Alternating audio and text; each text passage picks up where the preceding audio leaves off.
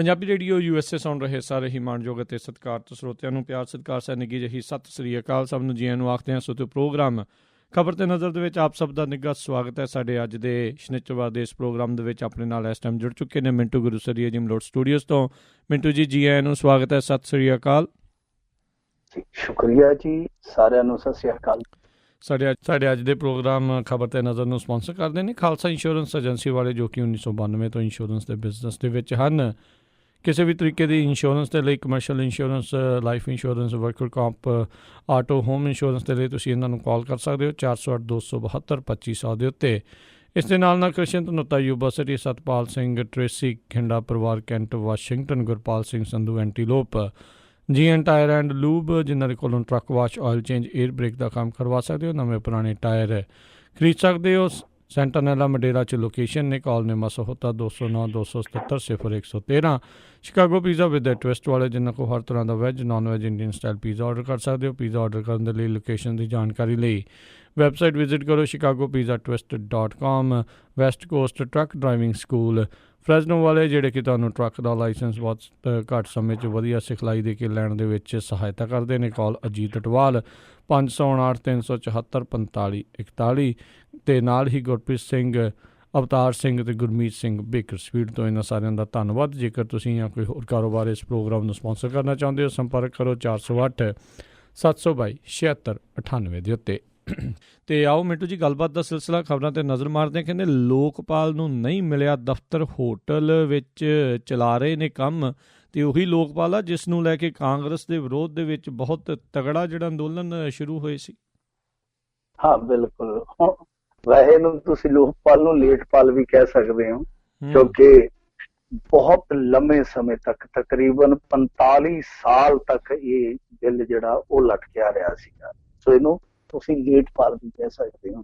ਜਦੋਂ ਆਇਆ, ਲੋਕ ਕਹਿੰਦੇ ਹੁੰਦੇ ਆ ਨਾ ਕਿ ਚਲੋ ਦੇਰ ਆਏ ਦਰੁਸਤ ਆਏ।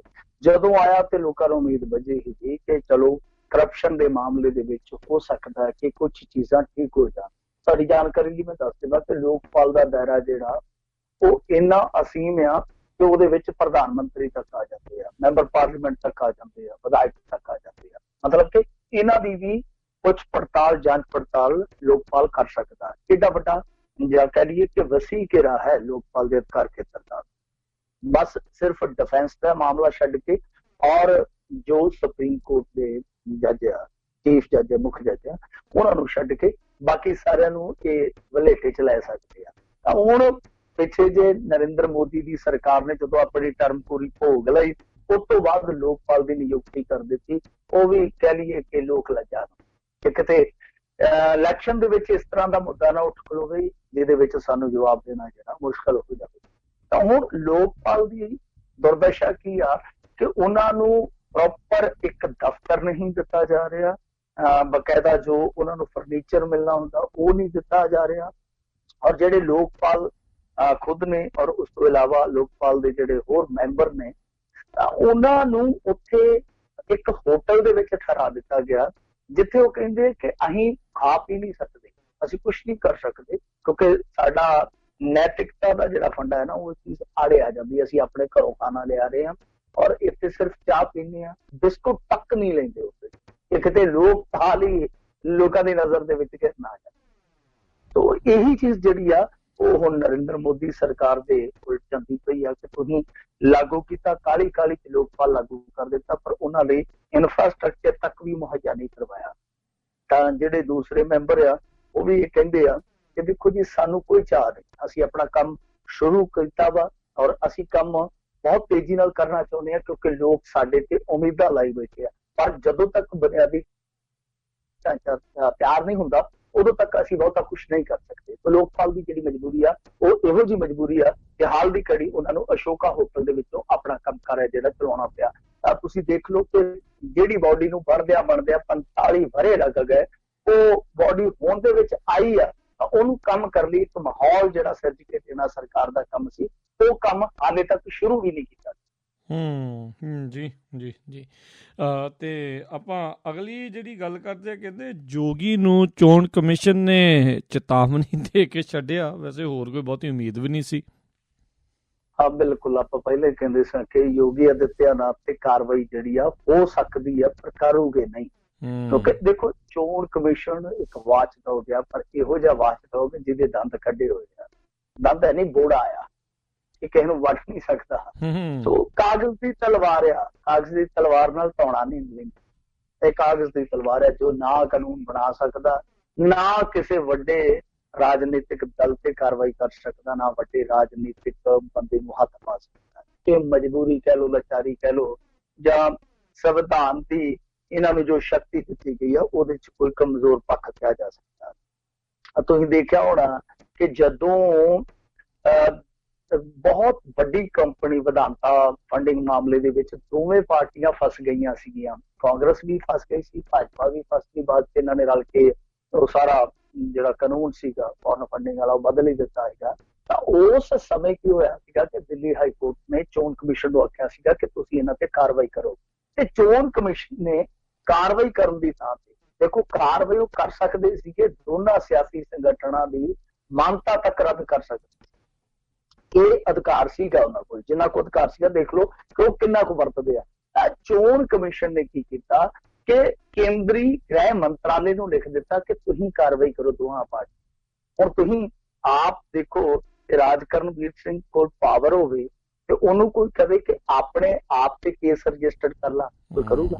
ਸੋ ਇਹ ਚੋਣ ਕਮਿਸ਼ਨ ਦੀ ਭੂਮਿਕਾ ਹੈ ਕਿ ਕੇਂਦਰੀ ਗ੍ਰਹਿ ਮੰਤਰਾਲੇ ਨੂੰ ਲਿਖ ਦਿੱਤਾ ਕਿ ਤੁਸੀਂ ਜੀ ਆਪਣੀ ਪਾਰਟੀ ਤੇ ਕੰਮ ਕਰੋ, ਆਪਣੀ ਪਾਰਟੀ ਤੇ ਕਾਰਵਾਈ ਕਰੋ। ਉਹਨਾਂ ਨੇ ਕਾਰਵਾਈ ਇਹੋ ਜਿਹੀ ਕੀਤੀ ਕਿ ਚੱਕ ਕੇ ਕਾਨੂੰਨ ਹੀ ਬਦਲ ਦਿੱਤਾ। ਖੈਰ ਇਹ ਹੁਣ ਹਾਲ ਆ ਕਿ ਯੋਗੀ ਆਦਿੱਤਿਆਨਾਥ ਨੇ ਭਾਰਤੀ ਆਰਮੀ ਨੂੰ ਮੋਦੀ ਕੀ ਸੈਨਾ ਕਿਹਾ ਸੀਗਾ, ਔਰ ਜਿਸ ਤੋਂ ਬਾਅਦ ਜਿਹੜੇ ਸਾਬਕਾ ਜਰਨਲ ਆ VK ਸਿੰਘ, ਉਹਨਾਂ ਨੇ ਇੱਥੋਂ ਤੱਕ ਕਿਹਾ ਸੀਗਾ ਕਿ ਇਹ ਦੇਖੋ ਜੀ ਦੇਸ਼ ਧਰੋਹੀ ਵਾਲੀ ਗੱਲ ਆ, ਦੇਸ਼ ਧਰੋਹ ਵਾਲੀ ਗੱਲ ਆ। ਹਾਲਾਂਕਿ ਬਾਅਦ ਚ ਆਪਣੇ ਬਿਆਨ ਤੋਂ ਪਲਟ ਗਏ।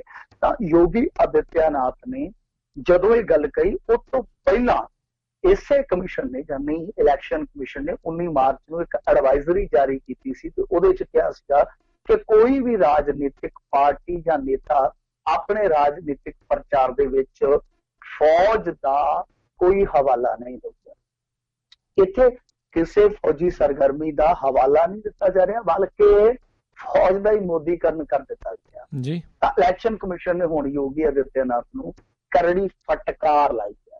ਇਹ ਕਰੜੀ ਫਟਕਾਰ ਸੁਣਦੇ ਹੀ ਵੱਡੇ ਹੋ ਗਏ। ਤੇ ਕਰੜੀ ਫਟਕਾਰ ਦਾ ਕੀ ਅਸਰ ਹੁੰਦਾ ਇਹ ਹਾਲੇ ਵੇਖਣਾ ਬਾਕੀ। ਤਾਂ ਕਰੜੀ ਫਟਕਾਰ ਲਾ ਕੇ ਛੱਡ ਦਿੱਤਾ ਗਿਆ। ਵੈਸੇ ਇੱਕ ਚੀਜ਼ ਹੋਰ ਵੀ ਵੇਖਣ ਵਾਲੀ ਹੈ, ਕਲਿਆਣ ਸਿੰਘ ਵੀ ਦੋਸ਼ੀ ਪਾਇਆ ਗਿਆ ਚੋਣ ਜ਼ਾਬਤੇ ਦੇ ਉਲੰਘਣ ਦਾ। ਉਧਰ ਇਹਨਾਂ ਦਾ ਇੱਕ ਕੇਂਦਰੀ ਮੰਤਰੀ ਹੋਰ ਸੀ ਬਿਹਾਰ ਦਾ ਅਸ਼ਵਨੀ ਚੌਬੇ, ਉਹਦੇ ਤੇ ਵੀ ਮਾਮਲਾ ਦਰਜ ਆ।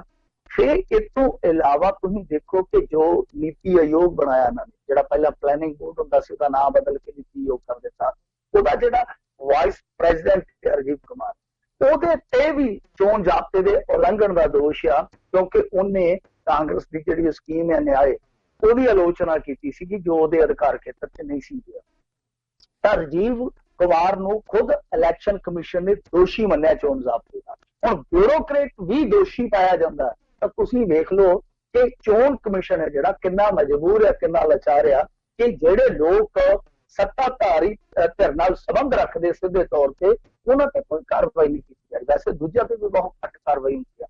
ਤਾਂ ਇਸ ਮਾਮਲੇ ਦੇ ਵਿੱਚ ਹੋ ਸਕਦਾ ਕਿ ਸੰਵਿਧਾਨਕ ਸ਼ਕਤੀਆਂ ਦੀ ਕਿਤੇ ਨਾ ਕਿਤੇ ਕਮੀ ਹੋਵੇ ਚੋਣ ਕਮਿਸ਼ਨ ਕੋਲ, ਪਰ ਇਹ ਚੀਜ਼ਾਂ ਦੂਰ ਕਰਨ ਦੀ ਜ਼ਰੂਰਤ ਹੈ। ਨਹੀਂ ਤੇ ਇੱਕ ਮਜ਼ਾਕ ਤੰਤਰ ਬਣਿਆ ਪਿਆ ਲੋਕਤੰਤਰ ਦੇ ਵਿੱਚ, ਜੋਗਤੰਤਰ ਆ ਕਿ ਕਾਰਵਾਈ ਦੇ ਨਾਂ ਤੇ ਚੋਣ ਜ਼ਾਬਤੇ ਦਾ ਉਲੰਘਣ ਜਦੋਂ ਵੇਖਿਆ ਜਾਂਦਾ ਤਾਂ ਉਸ ਤੋਂ ਬਾਅਦ ਸਿਰਫ ਚੇਤਾਵਨੀਆਂ ਦਿੱਤੀਆਂ ਜਾਂਦੀਆਂ ਜਾਂ ਇਹ ਕਹਿ ਕੇ ਛੱਡ ਦਿੱਤਾ ਜਾਂਦਾ ਕਿ ਭਾਈ ਅੱਗੇ ਤੋਂ ਨਾ ਕਰੀ। ਜੀ ਜੀ ਬਿਲਕੁਲ ਇਹੀ ਗੱਲ ਜਿੱਦਾਂ ਤੁਸੀਂ ਦੱਸਿਆ ਵੀ ਦੂਜੇ ਦੇ ਉੱਤੇ ਤਾਂ ਬੜੀ ਜਲਦੀ ਜਿਹੜੇ ਕਾਰਵਾਈਆਂ ਉਹ ਕਰਵਾ ਵੀ ਲਈਆਂ ਜਾਂਦੀਆਂ। ਤੇ ਅਗਲੀ ਜਿਹੜੀ ਆਪਾਂ ਗੱਲ ਕਰੀਏ, ਕਹਿੰਦੇ ਸੁਮਿਤਰਾ ਮਹਾਜਨ ਨੂੰ ਕਾਂਗਰਸ ਨੇ ਆਪ ਦੇ ਖੇਮੇ 'ਚ ਆਉਣ ਦੀ ਪੇਸ਼ਕਸ਼ ਕੀਤੀ ਆ। ਦੇਖੋ ਇਹ ਪ੍ਰਪੋਜ਼ਲ ਉਦੋਂ ਆਇਆ ਵਾ ਜਦੋਂ ਇਹਨਾਂ ਨੇ ਸੁਮਿਤਰਾ ਮਹਾਜਨ ਨੂੰ ਰੱਜ ਕੇ ਅਸਿੱਧੇ ਤੌਰ ਤੇ ਜ਼ਲੀਲ ਕਰ ਦਿੱਤਾ ਜੀ। ਸੁਮਿਤਰਾ ਮਹਾਜਨ 16ਵੀਂ ਲੋਕ ਸਭਾ ਦੇ ਵਿੱਚ ਇੱਕ ਵਾਹਿਦ ਮਹਿਲਾ ਜਾਂ ਜਨਾਨਾ MP ਕਹਿ ਲਈਏ, ਜਿਹੜੇ ਕਿ ਬਾਅਦ ਦੇ ਵਿੱਚ ਲੋਕ ਸਭਾ ਦੇ ਸਭਾਪਤੀ ਵੀ ਬਣੇ। ਤਾਂ ਇਹ ਆਪਣੇ ਆਪ ਦੇ ਵਿੱਚ ਇੱਕ ਵਿਲੱਖਣ ਰਿਕਾਰਡ ਰੱਖਦੇ ਆ ਕਿ 8ਵੀਂ ਵਾਰ ਚੁਣ ਕੇ ਆਏ ਸੀ। 1999 ਤੋਂ ਲਗਾਤਾਰ ਚੁਣੇ ਜਾ ਰਹੇ ਆ। ਤੇ ਇਹਨਾਂ ਦੀ ਉਮਰ ਜਿਹੜੀ ਆ ਉਹ ਮੇਰੇ ਖਿਆਲ ਦੇ ਨਾਲ ਅਗਲੇ ਮਹੀਨੇ 76 ਸਾਲਾਂ ਦੀ ਹੋ ਜਾਏ। ਤਾਂ 75 ਵਾਲਾ ਫੰਡਾ ਜਿਹੜਾ ਤੁਹਾਨੂੰ ਪਤਾ ਹੀ ਆ, ਅਮਿਤ ਸ਼ਾਹ ਤੇ ਨਰਿੰਦਰ ਮੋਦੀ ਨੇ ਲਾਗੂ ਕੀਤਾ ਹੋਇਆ ਭਾਰਤੀ ਜਨਤਾ ਪਾਰਟੀ ਚ। ਤੇ ਸ਼ਾਇਦ ਇਹੀ ਕਾਰਨ ਸੀਗਾ ਕਿ ਇੰਦੌਰ ਦੀ ਸੀਟ ਜਿਹੜੀ ਸੁਮਿਤਰਾ ਮਹਾਜਨ ਦੀ ਸੀਟ ਆ, ਉੱਥੇ ਇਹ ਉਮੀਦਵਾਰ ਨਹੀਂ ਸੀ ਐਲਾਨ ਪਾਏ। ਤਾਂ ਕਾਫੀ ਜੱਕੋ ਤੱਕੀ ਦੀ ਸਥਿਤੀ ਬਣੀ ਪਈ ਸੀਗੀ ਕਿ ਆਖਰ ਕਾਰਨ ਕੀ ਆ ਕਿ ਮੋਦੀ ਤੇ ਸ਼ਾਹ ਦੀ ਜੋੜੀ ਇਸ ਮਾਮਲੇ ਦੇ ਵਿੱਚ ਲੇਟ ਲਤੀਫੀ ਕਿਉਂ ਕਰ ਰਹੀ ਆ। ਤਾਂ ਸੁਮਿਤਰਾ ਮਹਾਜਨ ਨੇ ਸ਼ਾਇਦ ਵਕਤ ਦੀ ਨਜ਼ਾਕਤ ਜਿਹੜੀ ਸੀਗੀ ਉਹ ਸਮਝ ਲਈ। ਤਾਂ ਜਦੋਂ ਉਹ ਨਜ਼ਾਕਤ ਉਹਨਾਂ ਨੇ ਸਮਝੀ ਤਾਂ ਉਹਨਾਂ ਨੇ ਫੌਰ ਇੱਕ ਕਹਿ ਲਈਏ ਪ੍ਰੈਸ ਜਿਹੜਾ ਉਹ ਪ੍ਰੈਸ ਨੂੰ ਸੁੱਟ ਦਿੱਤਾ ਤਾਂ ਕਿ ਇਹ ਛਾਪਣੀ ਹੋ ਗਿਆ। ਹੁਣ ਉਹਨਾਂ ਨੇ ਪਾਰਟੀ ਪ੍ਰੈਜ਼ੀਡੈਂਟ ਨੂੰ ਨਹੀਂ ਲਿਖਿਆ, PM ਮੋਦੀ ਨੂੰ ਨਹੀਂ ਲਿਖਿਆ, ਬਲਕਿ ਉਹਨਾਂ ਸਿੱਧਾ ਪ੍ਰੈਸ ਨੂੰ ਪ੍ਰੈਸ ਰਿਲੀਜ਼ ਜਾਰੀ ਕਰ ਦਿੱਤਾ। ਉਹਦੇ ਵਿੱਚ ਉਹਨਾਂ ਨੇ ਸਿੱਧੇ ਤੌਰ ਤੇ ਉਹ ਗੱਲ ਕਹੀ ਕਿ ਮੈਂ ਇੱਥੋਂ ਹੁਣ ਲੋਕ ਸਭਾ ਦੀ ਟਿਕਟ ਨਹੀਂ ਲੈਣੀ, ਯਾਨੀ ਚੋਣ ਨਹੀਂ ਕਰਨੀ। ਤਾਂ ਸਿੱਧਾ ਸਾਫ਼ ਸੰਕੇਤ ਸੀਗਾ ਕਿ ਸੁਮਿਤਰਾ ਮਹਾਜਨ ਇਸ ਚੀਜ਼ ਨੂੰ ਭਾਂਪ ਗਏ ਕਿ ਇਹਨਾਂ ਦੇ ਮਨ ਦੇ ਵਿੱਚ ਕੀ ਚੱਲਦਾ ਪਿਆ। ਕੱਲ ਨੂੰ ਅਡਵਾਨੀ ਤੇ ਜੋਸ਼ੀ ਵਾਲਾ ਸਲੂਕ ਮੇਰੇ ਨਾਲ ਹੋਊਗਾ, ਉਹਦੇ ਨਾਲੋਂ ਚੰਗਾ ਕਿ ਆਪਣੇ ਆਪ ਹੀ ਕਹਿ ਦਿੱਤਾ ਜਾਵੇ ਕਿ ਮੈਂ ਇਲੈਕਸ਼ਨ ਨਹੀਂ ਲੜਦਾ। ਹਾਲਾਂਕਿ ਜੋਸ਼ੀ ਤੇ ਅਡਵਾਨੀ ਦੇ ਮਾਮਲੇ ਦੇ ਵਿੱਚ ਵੀ ਆਪਾਂ ਦੇਖਿਆ ਕਿ ਇਹ ਚੀਜ਼ਾਂ ਵਾਪਰੀਆਂ, ਕੁਝ ਹੋਰ ਨੇਤਾਵਾਂ ਦੇ ਮਾਮਲੇ 'ਚ ਵੀ ਵਾਪਰੀਆਂ ਕਿ ਉਹਨਾਂ ਨੂੰ ਸੁਨੇਹੇ ਘੱਲੇ ਗਏ ਕਿ ਭਾਈ ਤੁਸੀਂ ਆਪ ਹੀ ਐਲਾਨ ਕਰ ਦਿਓ ਅਸੀਂ ਇਲੈਕਸ਼ਨ ਨਹੀਂ ਲੜਦੇ। ਹਾਲਾਂਕਿ ਬੀਬੀ ਸੁਸ਼ਮਾ ਸਵਰਾਜ, ਉਮਾ ਭਾਰਤੀ ਉੱਤੇ ਆਪ ਹੀ ਪਹਿਲੇ ਮੈਦਾਨ ਛੱਡ ਗਏ ਸਨ। ਤਾਂ ਕੁਝ ਜਿਹੜੇ ਇਹਨਾਂ ਦੇ ਵਿਰਧ ਆਗੂ ਸੀਗੇ ਉਹਨਾਂ ਤੱਕ ਸੁਨੇਹੇ ਘੱਲੇ ਗਏ ਕਿ ਤੁਸੀਂ ਆਪ ਹੀ ਮੈਦਾਨ ਤੋਂ ਹਟ ਜਾਓ, ਤੇ ਜਿਹੜੇ ਨਹੀਂ ਹਟੇ ਫਿਰ ਉਹਨਾਂ ਦੇ ਆਪ ਹੀ ਪੱਤੇ ਕੱਟ ਦਿੱਤੇ ਸੀ। ਤਾਂ ਸੁਮਿਤਰਾ ਮਹਾਜਨ ਨੇ ਜਦੋਂ ਇਹ ਨਾਰਾਜ਼ਗੀ ਜ਼ਾਹਰ ਕਰ ਦਿੱਤੀ ਕਿ ਮੈਂ ਲੋਕ ਸਭਾ ਦੀ ਚੋਣ ਨਹੀਂ ਲੜਨੀ, ਤਾਂ ਉਸ ਤੋਂ ਬਾਅਦ ਕਾਂਗਰਸ ਨੇ ਕਿਹਾ ਕਿ ਵੀ ਜੀ ਤੁਸੀਂ ਸਾਡੇ ਕਿਵੇਂ ਆ ਜਾਓ। ਯਾਨੀ ਉਹਨਾਂ ਦੀ ਜਿਹੜੀ ਸੂਬਾਈ ਇਕਾਈ ਆ ਉਹਨਾਂ ਨੇ ਪ੍ਰਪੋਜ਼ਲ ਘੱਲਿਆ, ਦੇਖੋ ਇਹ ਸਵੀਕਾਰ ਕਰਦੇ ਆ ਜਾਂ ਨਹੀਂ ਪ੍ਰਵਾਨ ਕਰਦੇ।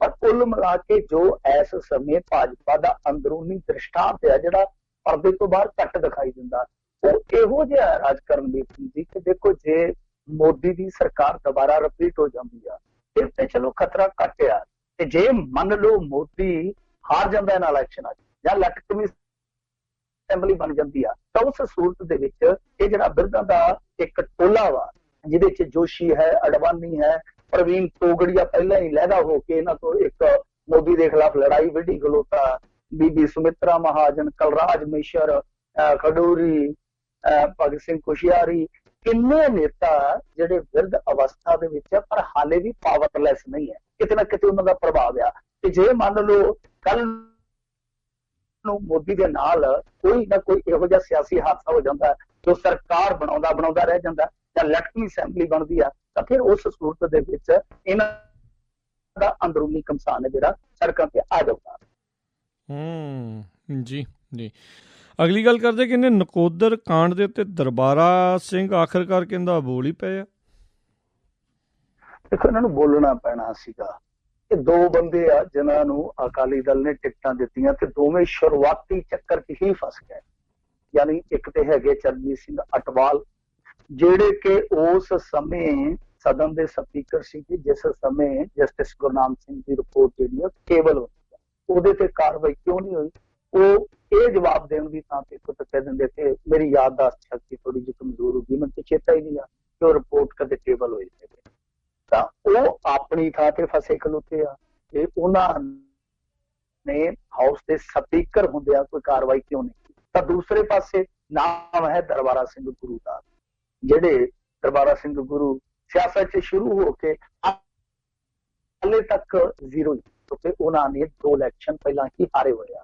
ਤਾਂ ਤੀਸਰੀ ਦਫਾ ਉਹ ਕਿਸਮਤ ਅਜ਼ਮਾਉਣ ਪਹੁੰਚੇ ਆ ਫਤਿਹਗੜ੍ਹ ਸਾਹਿਬ। ਤਾਂ ਹੁਣ ਫਤਿਹਗੜ੍ਹ ਸਾਹਿਬ ਤੋਂ ਜਿਹੜੀ ਉਹਨਾਂ ਦੀ ਉਮੀਦਵਾਰੀ ਆ ਉਹ ਇਸ ਕਰਕੇ ਵਿਵਾਦਤ ਹੋ ਨਿਬੜੀ ਕਿਉਂਕਿ ਨਕੋਦਰ ਕਾਂਡ ਹੈ ਜਿਹੜਾ ਉਹ ਇਹਨਾਂ ਦੇ ਨਾਮ ਲੱਗਦਾ। ਨਾਮ ਕਿਉਂ ਲੱਗਦਾ? ਕਿਉਂਕਿ ਇਹ ਉਸ ਸਮੇਂ ADC ਸੀ। ਤਾਂ ਇਹਨਾਂ ਤੇ ਦੋਸ਼ ਲੱਗਦਾ ਕਿ ਇਹ ADC ਸੀਗੇ, ਤਾਂ ਉਸ ਸਮੇਂ ਇਜ਼ਹਾਰ ਆਲਮ ਜਿਹੜਾ ਸੀਗਾ ਉਹ SSP ਸੀਗਾ। ਤਾਂ ਇਹਨਾਂ 2 ਅਫਸਰਾਂ ਨੇ ਕਿਤੇ ਨਾ ਕਿਤੇ ਪੁਲਿਸ ਵਾਲਿਆਂ ਦਾ ਬਚਾਅ ਕੀਤਾ ਵਾ। ਤਾਂ ਉਸ ਤੋਂ ਬਾਅਦ ਫਿਰ ਇਹ ਦੋਵੇਂ ਹੀ ਜਿਹੜੇ ਆ ਇਤਫਾਕਨ ਅਕਾਲੀ ਦਲ 'ਚ ਆ ਜਾਂਦੇ ਆ। ਇਜ਼ਹਾਰ ਆਲਮ ਦਾ ਅੱਜ ਕੱਲ੍ਹ ਪਤਾ ਨਹੀਂ ਕਿ ਉਹਨਾਂ ਦਾ ਆਲਮ ਕੀ ਚੱਲਦਾ ਪਿਆ। ਤਾਂ ਦਰਬਾਰਾ ਸਿੰਘ ਗੁਰੂ ਹਾਲੇ ਵੀ ਅਕਾਲੀ ਦਲ ਦੇ ਵਿੱਚ ਡਟੇ ਹੋਏ ਆ। ਤਾਂ ਦਰਬਾਰਾ ਸਿੰਘ ਗੁਰੂ ਨੇ ਇਸ ਮੁੱਦੇ ਤੇ ਸ਼ਾਇਦ ਇਸੇ ਕਰਕੇ ਬੋਲਿਆ ਕਿਉਂਕਿ ਇਹ ਮੁੱਦਾ ਅੱਗੇ ਚੱਲ ਕੇ ਉਹਨਾਂ ਵਾਸਤੇ ਵਕਤ ਦਾ ਸਬੱਬ ਬਣ ਸਕਦਾ, ਕਿਉਂਕਿ ਆਪਾਂ ਕਹਿ ਦਿੰਦੇ ਹਾਂ ਕਿ ਫਲਾਣੇ ਨੂੰ ਵਕਤ ਪੈ ਗਿਆ ਤਾਂ ਵਕਤ ਇਹਨਾਂ ਨੂੰ ਇਹ ਮੁੱਦਾ ਪਾ ਸਕਦਾ ਸੀਗਾ। ਹੁਣ ਇਹਨਾਂ ਨੇ ਕਿਹਾ ਕਿ ਦੇਖੋ ਨਕੋਦਰ ਗੋਲੀ ਕਾਂਡ ਦਾ ਮੈਂ ਕੋਈ ਹੁਕਮ ਨਹੀਂ ਦਿੱਤਾ, ਮਤਲਬ ਕਿ ਗੋਲੀ ਚਲਾਉਣ ਲਈ ਮੈਂ ਕਿਸੇ ਨੂੰ ਨਹੀਂ ਕਿਹਾ।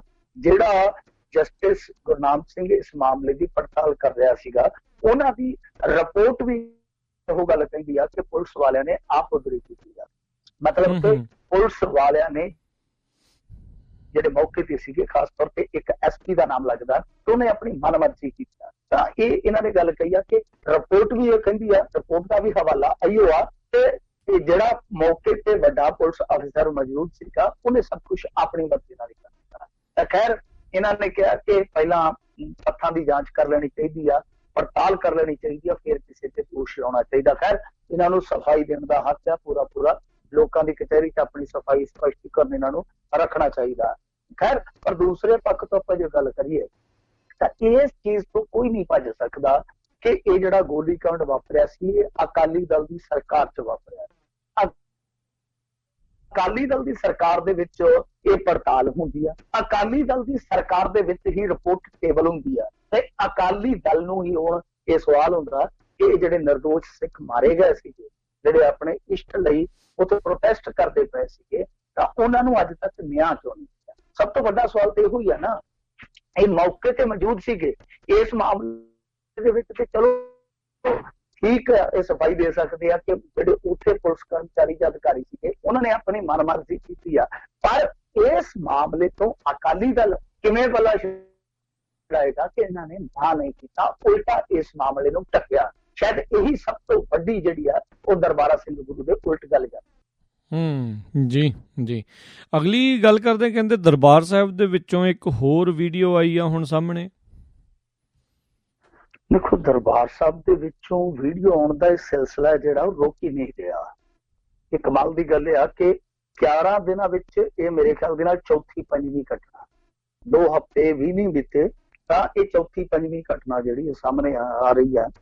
ਇੱਕ ਪਿੱਛੇ ਜੇ ਆਪਾਂ ਵੀਡੀਓ ਦੇਖੀ ਜਿਹਦੇ ਵਿੱਚ 3 ਲੜਕੀਆਂ ਜਿਹੜੀਆਂ ਉਹ ਕੈਟ ਵਾਕ ਕਰ ਰਹੀਆਂ ਨੇ ਪਰਿਕਰਮਾ ਦੇ ਵਿੱਚ। ਹੁਣ ਇੱਕ ਹੋਰ ਨਵਿਓਤਾ ਦੀ ਵੀਡੀਓ ਹੈ ਜਿਹੜੀ ਉਹ ਵਾਇਰਲ ਹੋਈ, ਜਿਹਦੇ ਨਾਲ ਇੱਕ ਤੇ ਟਿਕਟੌਕ ਆ ਨਾ ਜਿਹੜਾ, ਇਹਨੇ ਚੰਗਾ ਸਿਆਪਾ ਪਾਇਆ।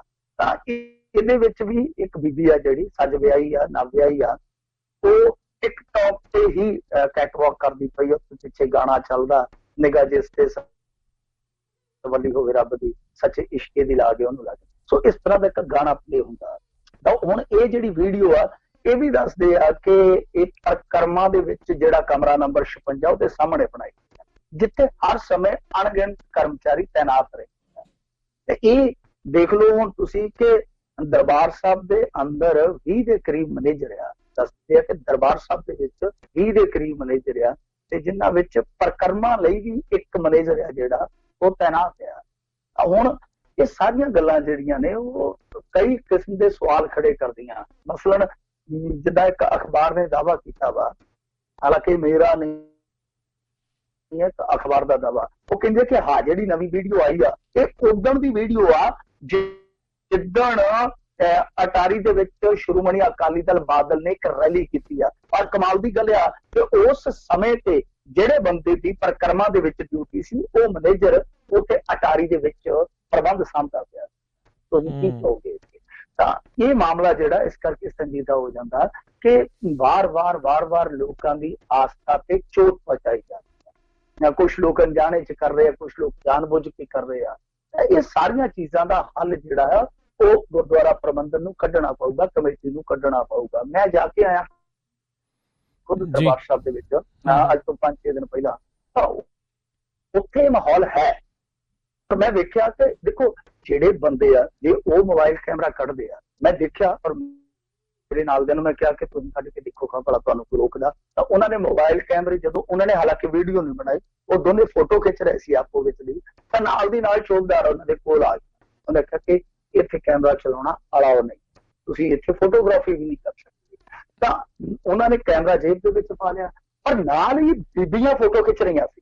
ਤਾਂ ਮੈਂ ਦੇਖਦਾ ਰਿਹਾ ਚੌਕੀਦਾਰ ਜਿਹੜਾ ਸੀਗਾ ਉਹ ਨਾ ਬੀਬੀਆਂ ਨੂੰ ਜਾ ਕੇ ਨਹੀਂ ਰੋਕ ਰਿਹਾ ਸੀਗਾ। ਹਾਲਾਂਕਿ ਮੈਂ ਉਹਨੂੰ ਕਿਹਾ ਵੀ ਕਹਿੰਦਾ ਨਹੀਂ ਜੀ ਇਹਨਾਂ ਨਾਲ ਮੱਥਾ ਕੌਣ ਮਾਰੇ, ਇਹ ਹੈ ਉਹ ਹੈ।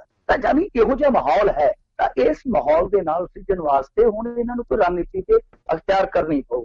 ਹਾਲਾਂਕਿ ਆਪਾਂ ਇਹ ਨਹੀਂ ਕਹਿੰਦੇ ਕਿ ਕੋਈ ਪੂਰੀ ਸਖਤਾਈ ਕਰ ਦਿਓ ਕਿਸੇ ਨੂੰ ਜ਼ਲੀਲ ਕਰੋ, ਜਿੱਦਾਂ ਕਿੱਦਾਂ ਮਰਜ਼ੀ ਆ, ਇਹਨਾਂ ਨੂੰ ਇਸ ਚੀਜ਼ ਦਾ ਹੱਲ ਕੱਢਣਾ ਪਊਗਾ।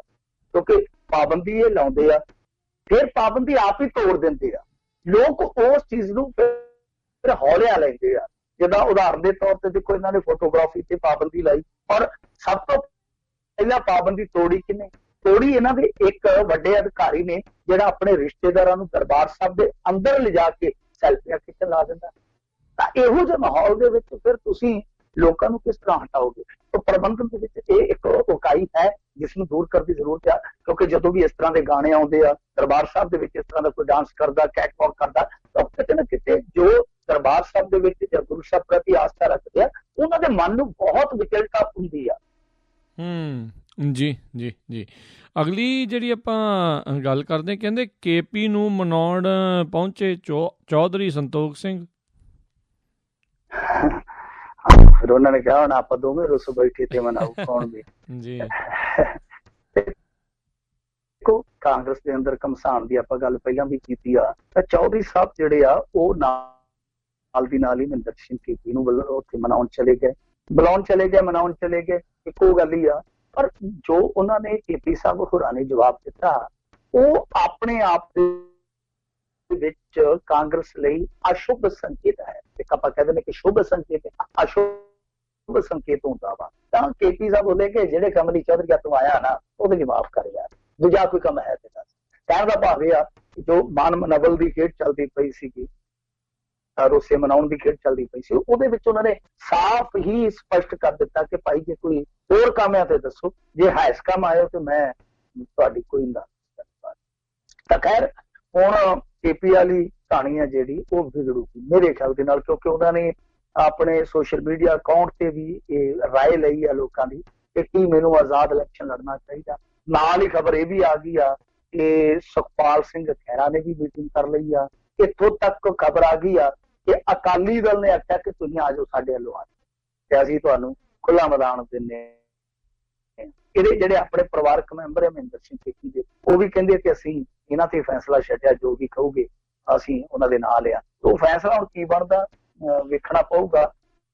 ਪਰ ਦੱਸਦੇ ਆ ਕਿ ਚੌਧਰੀ ਦੇ ਨਾਲ ਗਈ ਇੱਕ ਬੀਬੀ ਸੀਨੀਅਰ ਡਿਪਟੀ ਮੇਅਰ ਹੈ ਜਿਹੜੀ ਸੁਰਿੰਦਰ ਕੌਰ, ਉਹਨੂੰ ਵੀ KP ਸਾਹਿਬ ਨੇ ਕਾਫੀ ਝਾੜਿਆ।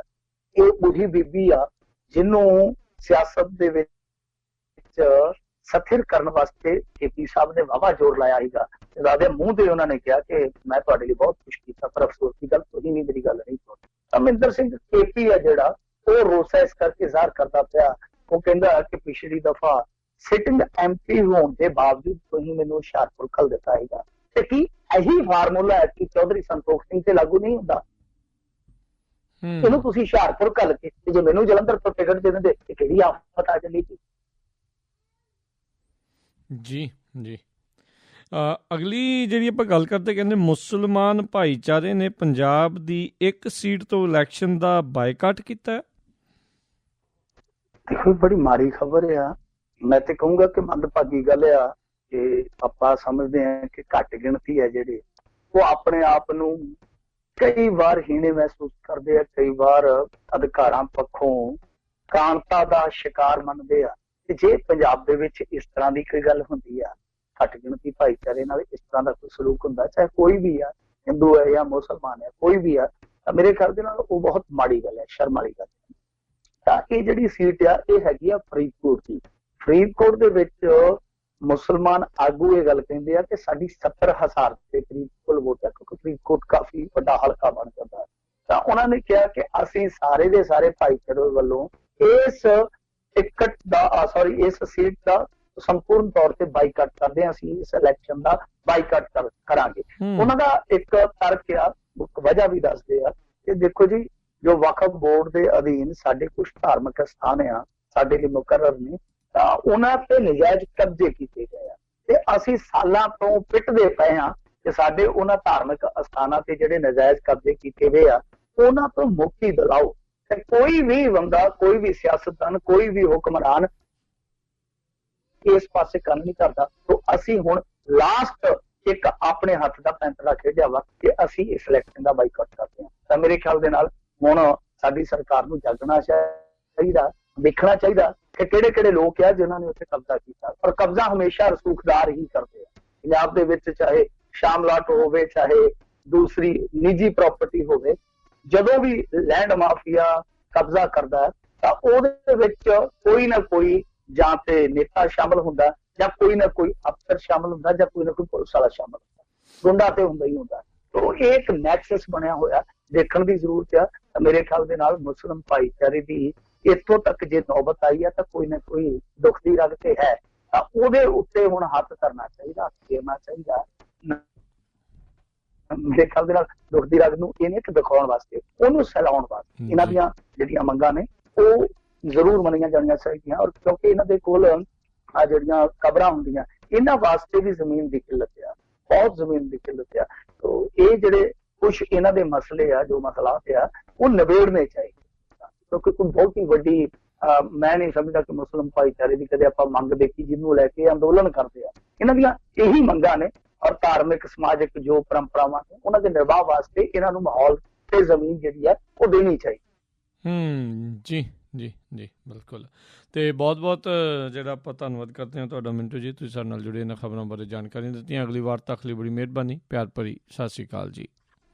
ਸਤਿ ਸ਼੍ਰੀ ਅਕਾਲ ਜੀ। ਤੇ ਸਰੋਤਿਓ, ਇੱਥੇ ਹੀ ਸਾਡਾ ਅੱਜ ਦਾ ਇਹ ਪ੍ਰੋਗਰਾਮ ਹੁਣ ਸਮਾਪਤ ਹੈ। ਮਿਲਾਂਗੇ ਤੁਹਾਨੂੰ ਸਾਰਿਆਂ ਨੂੰ ਅਗਲੀ ਵਾਰ। ਉਦੋਂ ਤੱਕ ਲਈ ਮੇਰੇ ਵੱਲੋਂ ਵੀ ਤੁਹਾਨੂੰ ਸਾਰਿਆਂ ਨੂੰ ਪਿਆਰ, ਸਤਿਕਾਰ, ਸਹਿਨਗੀ ਜਹੀ ਸਤਿ ਸ਼੍ਰੀ ਅਕਾਲ। ਜਿਉਂਦੇ ਵਾਸਤੇ ਰਹੋ, ਹੱਸਦੇ ਖੇਲਦੇ ਰਹੋ, ਸੁਣਦੇ ਰਹੋ ਪੰਜਾਬੀ ਰੇਡੀਓ USA।